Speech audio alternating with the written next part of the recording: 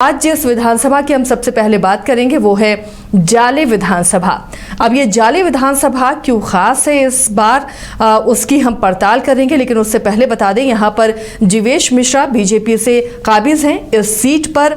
और क्या इस सीट का मिजाज ऐसा ही रहा है कि यहाँ कमल खिलता रहा है या फिर रिकॉर्ड्स कुछ और कहते हैं? रंजन जी, अगर जाले को आप स्कैन करते हैं तो स्कैनर में क्या दिखता है? इस सीट का मिजाज और रिकॉर्ड कैसा रहा है? देखिए, जाले विधानसभा सीट को जब आप स्कैन करेंगे तो दिखता है कि समय के साथ साथ इसका स्वभाव जो है वो बदलता रहा है। जब शुरुआत हुई थी तो कांग्रेस का दबदबा था। इनफैक्ट कांग्रेस ने जीत की हैट्रिक भी यहाँ पर लगा दी थी। ये समय था 1951 से 1962 का, और जो उस दौरान 3 चुनाव हुए वो 3 के 3 कांग्रेस के ही नाम रहे।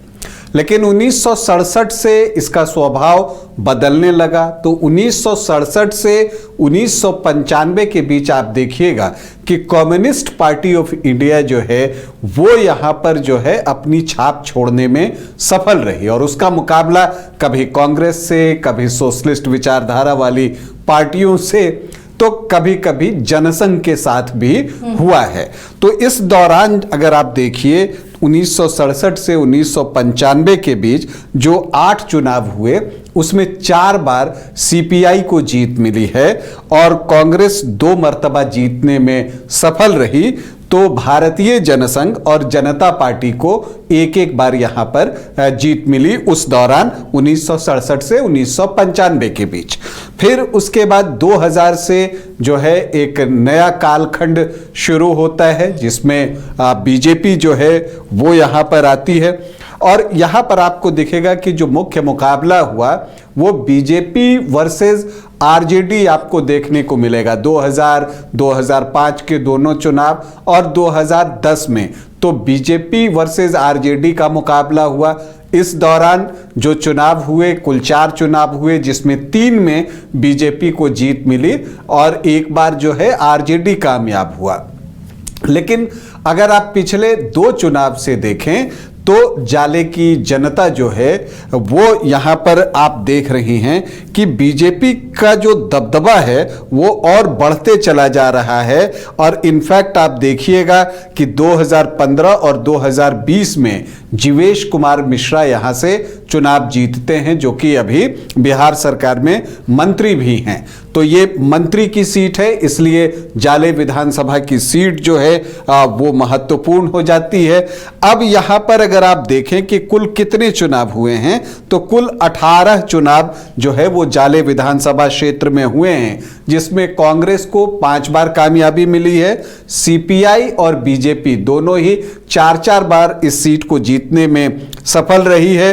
तो आरजेडी को 2 बार सफलता मिली है। जेडीयू भी 1 बार यहां से चुनाव जीतने में सफल रहा है।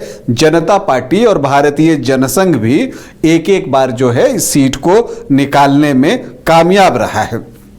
यहाँ के जो पहले विधायक थे वो अब्दुल समी नदवी हैं। 1952 में जो है उन्होंने यहाँ पर चुनाव जीता था। और यहाँ पर आप देखेंगे कि कई मुस्लिम विधायक यहाँ पर बने हैं, और इसकी वजह है कि यहाँ पर जो मुस्लिम वोटर्स की संख्या है वो बहुत अच्छी है।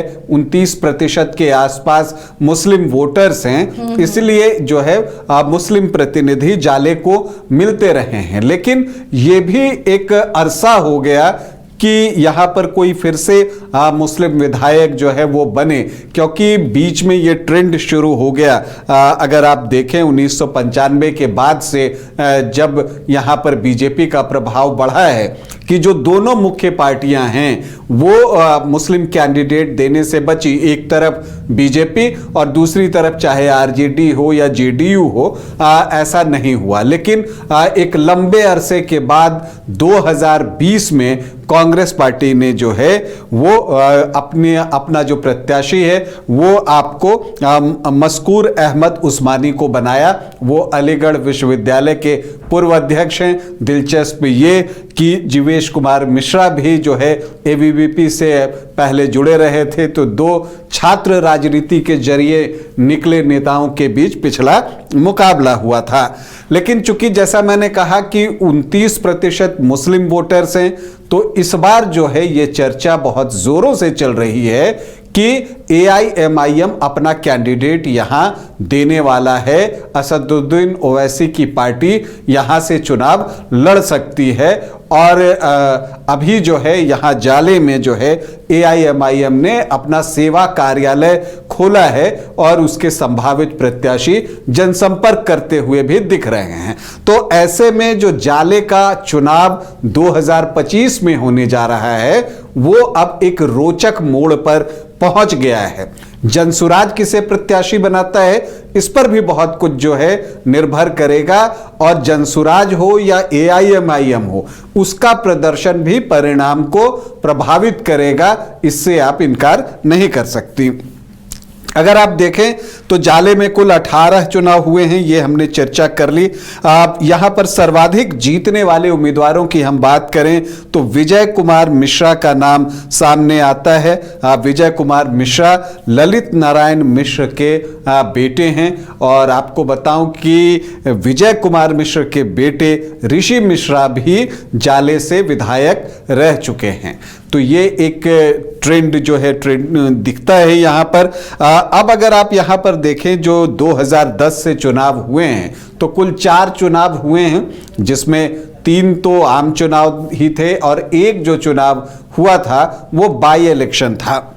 2010 से हम शुरुआत करते हैं। विजय कुमार मिश्रा तब बीजेपी के टिकट पर चुनाव लड़ रहे थे। इससे पहले वो 2 बार विधायक चुन लिए गए थे। 1990 में कांग्रेस के टिकट पर वो चुनाव जीते थे और 2000 में वो विजय कुमार मिश्रा जो हैं वो बीजेपी के टिकट पर चुनाव जीतने में सफल रहे थे। 2010 में विजय कुमार मिश्रा बीजेपी प्रत्याशी के रूप में 42,590 वोटों लाने में कामयाब होते हैं, और यहां पर राम निवास प्रसाद आरजेडी के कैंडिडेट थे, उनको 25,648 वोट आते हैं। सीपीआई का इंपैक्ट तब भी यहां पर था ही। अहमद अली तमन्ने यहां से सीपीआई के प्रत्याशी थे, उनको 18,333 वोट आए, और यहां पर इस चुनाव में जो है कांग्रेस के प्रत्याशी चौथे स्थान पर चले गए आफ्ताब आलम 4,028 वोटों के साथ, और विजय कुमार मिश्रा को 16,942 वोटों की एक बड़ी जीत मिली। लेकिन इन सब के बीच बिहार में राजनीतिक घटनाक्रम बहुत तेजी से बदला। अगर आप याद कीजिए, जब नरेंद्र मोदी को प्रधानमंत्री पद के लिए उम्मीदवार घोषित किया था बीजेपी ने, तो जो गठबंधन एनडीए का था वो टूटा था, और एक समय ऐसा भी था कि जब आप देखते हैं कि जेडीयू आरजेडी जो है वो भी अलग थे, बीजेपी भी अलग थी, तो यहाँ पर एक बाई इलेक्शन करना पड़ा। इसकी वजह ये थी कि जो विजय कुमार मिश्र थे वो नीतीश कुमार को समर्थन देना चाहते थे, और इस इरादे के साथ जो है उन्होंने अपना इस्तीफा दे दिया।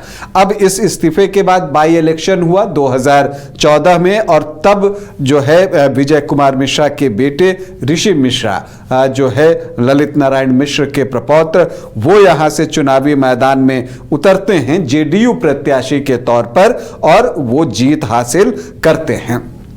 फिर 2015 आता है। उस वक्त तक परिस्थितियां और भी बदल गई थी, और स्थिति ये थी कि जेडीयू आरजेडी कांग्रेस एक साथ एक अम्ब्रेला के नीचे महागठबंधन नाम से जो है वो वहां मौजूद थे। दूसरी तरफ एनडीए फोल्डर में बीजेपी प्रमुख दल था, अन्य सहयोगी एलजेपी, हम सेकुलर, आरएलएसपी जैसी पार्टियां इसमें थी। बीजेपी इस सीट पर लड़ने का फैसला लेती है और वो जीवेश कुमार मिश्रा को यहां अपना प्रत्याशी बनाती है। तो ऋषि मिश्रा जो है वो जेडीयू के टिकट पर यहां चुनावी मैदान में उतरते हैं। स्वाभाविक था, वो सिटिंग विधायक भी थे, लेकिन यहां का परिणाम चौंकाने वाला आया। आमतौर पर 2015 में आप देखते हैं कि महागठबंधन बन जाने के बाद उसकी एक लहर चली थी, क्योंकि अंकगणित उसके पक्ष में दिख रहा था, लेकिन जाले ने उसे नकार दिया और यहां एक कांटे के मुकाबले में जीवेश कुमार मिश्रा ने ऋषि मिश्रा को 4,620 वोटों से पराजित किया। 62,059 वोट जीवेश मिश्रा को आए थे, 41.69%, और ऋषि मिश्रा को 54,739 वोट आए थे, 38.5%। फिर 2020 आता है, तब तक परिस्थितियां फिर से एक बार बदल चुकी थी। अब जेडीयू वापस से एनडीए फोल्डर में था, उधर कांग्रेस, आरजेडी और लेफ्ट ने एक गठबंधन बना लिया था। तो यहां पर कांग्रेस जो है, यहां पर आपको मस्कूर अहमद उस्मानी को प्रत्याशी बनाती है। जैसा मैंने कहा, अलीगढ़ यूनिवर्सिटी से के वो पूर्व अध्यक्ष रहे हैं, वो यहां चुनावी मैदान में उतरते हैं और जीवेश कुमार मिश्रा उनके सामने होते हैं। जीवेश कुमार मिश्रा को 87,376 वोट आते हैं, बिल्कुल आमने सामने का मुकाबला था, और मस्कूर अहमद उस्मानी को 65,580 वोट आते हैं। तो जीवेश मिश्रा का जो मत प्रतिशत था वो 51.7% के आसपास था, और कांग्रेस को जो आए वो 38.8% वोट आए। तो एक बार आप 50% क्रॉस कर जाते हैं तो फिर कुछ बचता नहीं। 21,796 वोटों से जीवेश मिश्रा लगातार दूसरी जीत जाले में हासिल करते हैं। इस बार उनका इरादा हैट्रिक लगाने का है। अब वो अपने इरादे में कामयाब होंगे या नहीं होंगे ये तो वक्त बताएगा, लेकिन अगर हम दावेदारों की बात कर लें यहां पर कि कौन कौन से दावेदार हो सकते हैं, तो देखिए एक चीज तो बहुत साफ दिखता है कि जीवेश कुमार मिश्रा मंत्री हैं, तो उनका टिकट तो कटेगा नहीं, वो चुनाव लड़ेंगे, ये ऑलमोस्ट कंफर्म है।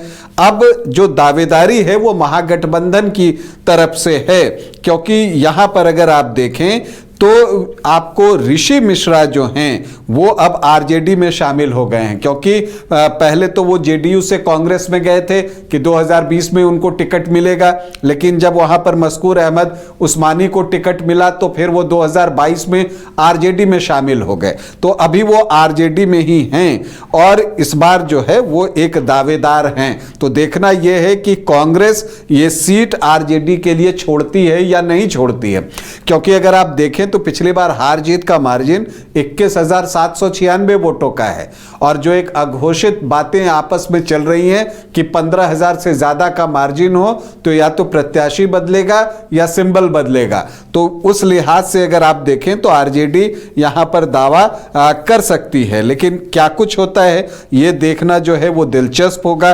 वैसे यहां पर सबसे दिलचस्प बात जो है वो एआईएमआईएम की वजह से सामने आ रहा है कि फैजल रहमान आमिर एआईएमआईएम के युवा प्रत्याशी हैं, और पिछले दिनों जो है जाले में एआईएमआईएम का जो है वो कार्यालय भी खुला है। तो अब देखना यह है कि क्या यहां एआईएमआईएम जो है वो अपना प्रत्याशी देता है, क्योंकि फैसल रहमान आमिर जो है एक भावी कैंडिडेट के रूप में ही जनसंपर्क करते हुए दिख रहे हैं, लेकिन फैसला जो होगा वो अंतिम असदुद्दीन ओवैसी का होगा कि वो जाले में चुनाव लड़ना चाहते हैं या नहीं चाहते हैं।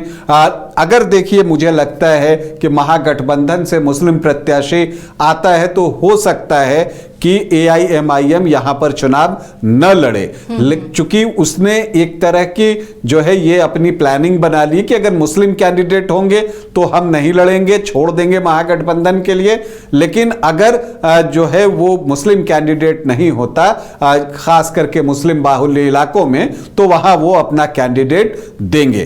तो अब जाले में देखना है कि क्या कुछ होता है। इसके अलावा आप देखें तो कांग्रेस से मोहम्मद नौशाद हैं, वो भी प्रयास करते हुए यहां पर दिख रहे हैं। अब अगर हम यहां के जातीय समीकरण को समझें तो अनुसूचित जाति 11.84%, यादव जो हैं वो 9.5 से 10% हैं, और जो मुस्लिम वोटर्स हैं वो 29% हैं। तो अगर आप देखिए तो 38.5 से 39% के आसपास का MOI जो है वो बन जाता है। हाँ, लेकिन यहाँ सामान्य जाति के भी वोटर्स हैं, हालांकि राजपूत उतने नहीं हैं, 2-2.25% के आसपास। भूमिहार यहाँ पर 7 से 8% हैं और ब्राह्मण 9 से 10% हैं। तो सामान्य जाति के वोटर्स 18 से 20% हो जाते हैं।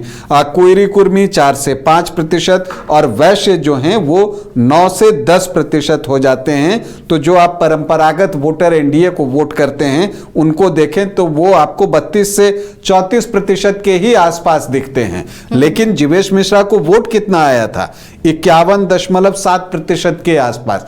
तो 51% वोट आया, इसका मतलब है कि बाकी जितने वोट थे अनुसूचित जाति के 11.84 और अदर ओबीसी ईबीसी 9 से 11%, सहनी वोटर 4 से 5%, धानुक 2%, ये सारे वोट जो हैं वो आपको जीवेश कुमार मिश्रा की तरफ ही शिफ्ट हुए, अगर हम ये मान लें कि MOI इंटैक्ट रहा तब। या ऐसा आमतौर पर होता नहीं है, जो SC वोटर्स हैं वो अपने अपने अनुसार बंटते हैं। तो ऐसे में ये भी हमें लगता है कि यादव वोटर्स भी यहाँ पर बटे हैं। तो मतलब जाले में पिछली बार जो है वो पोलराइजेशन देखने को मिला है, ये मानकर चलिए। और यही वजह है कि आप देखती हैं कि जो मुख्य प्रतिद्वंद्वी होते हैं बीजेपी के, जब से बीजेपी यहाँ पर चुनाव में मुख्य मुकाबले में आई है, वो मुस्लिम कैंडिडेट देने से बचते हैं कि कहीं पोलराइजेशन न हो जाए। और इसीलिए इस बार ऋषि मिश्रा का दावा मजबूत दिखता है, क्योंकि यहां पर जो ब्राह्मण वोटर्स हैं वो 9 से 10% हैं। जीवेश मिश्रा जो हैं तो उनको इसका नुकसान उठाना पड़ सकता है। तो एनडीए की तरफ से ये कोशिश होगी कि पिछला प्रदर्शन दोहराया जाए, जबकि महागठबंधन चाहेगा कि जो जातियां एनडीए को वोट करती हैं उसी में से प्रत्याशी चुना जाए ताकि बेहतर परिणाम निकाला जा सके। तो जाले में इस बार AIMIM के आ जाने से मुकाबला और रोचक हो जाएगा, क्योंकि अगर ऋषि मिश्रा इधर डेंट मारते हैं, आप ऋषि मिश्रा को कैंडिडेट बनाते हैं तो मानकर चलिए AIMIM यहां कैंडिडेट दे देगा। तब वैसी परिस्थिति में अगर मुस्लिम वोटों में सेंधमारी हो जाती है तो उसका नुकसान महागठबंधन को उठाना पड़ेगा। तो एक रोचक मुकाम पर जाले का चुनाव पहुंच रहा है। एक बार जब सारे प्रत्याशी सामने आ जाएंगे तब पता चलेगा कि मुकाबला और कितना दिलचस्प होगा। तो देखिए, जाली विधानसभा का मुकाबला था और इस बार वाकई मुकाबला दिलचस्प होने जा रहा है। कैंडिडेट पर निर्भर करता है, उसके बाद AIMIM की एंट्री से क्या महागठबंधन को नुकसान होगा और इसका फायदा एनडीए को मिलता हुआ नजर आएगा। बीजेपी और बढ़त के साथ जीतेगी, इस पर हमारी नजर बनी रहेगी।